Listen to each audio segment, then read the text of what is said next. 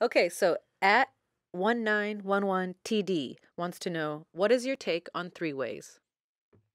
Okay, very common question a lot, like three ways and threesomes. I see them as they can add to a relationship or they can break a relationship. And this goes back to how healthy both partners are. So there's the act of talking about it and using it as foreplay, right? Just chatting about the idea, using it as fantasy to kind of spice things up because you've always want to try it or talk about it. And for many couples, talking about it and the fantasy around it is enough for them, especially if both people are on board or one person's not on board. And then there's the acting on it, which means you've got to be able to talk about it with your partner, and both people have to be consenting for it to be a good experience.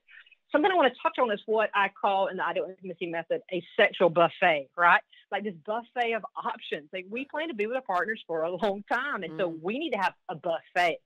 So it may yes. be today like, I want a little bit of this, or I don't want none of that today, or I'm really full on that, or I'm over that, I'm Yes, burnt yes, out on yes. it. You need a buffet, right? And so having a buffet, maybe threesomes is on your buffet, but you want to bring it up in a way, as we talked earlier, so that you're not, creating some space where your partner feels like they're not enough or that you have to have this. More importantly, let me tell you what you don't do.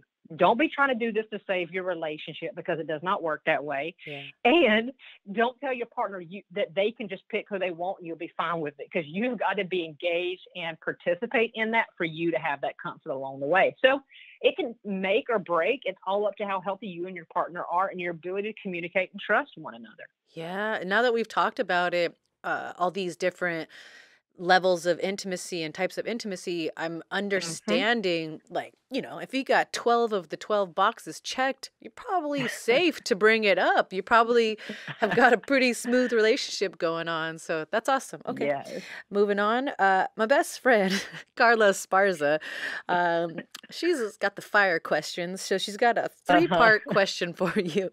Number one, at Carla Esparza 1 wants to know, open relationships, can they work? Loving your questions, Carla, by the way. They are literally on fire. So here's the thing is, if both people are committed to doing the following things, you can make an open relationship work. I work with all kind of relationship dynamics. I can tell you they do work, and I can tell you there's plenty that don't. Your relationship has to be in a healthy place first, because opening it up isn't going to make anything better. It's actually going to make it worse if you're not in a healthy place first to do that. You got to discuss the boundaries, what's okay and not okay ahead of time. Like literally, there's a checklist. Like you check what you're okay with, you check what you're not okay with.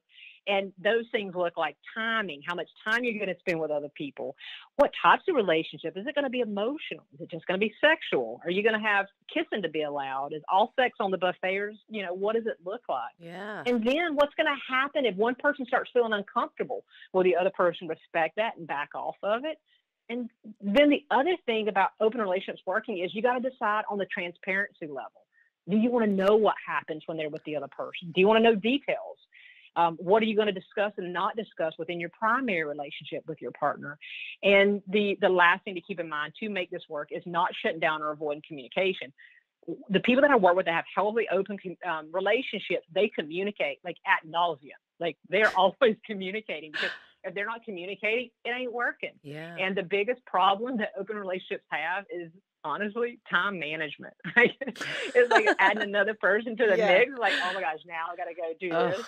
especially if it's a guy with an extra girl, like, oh, we Yes. we have so many emotional and mental and physical needs. Yes.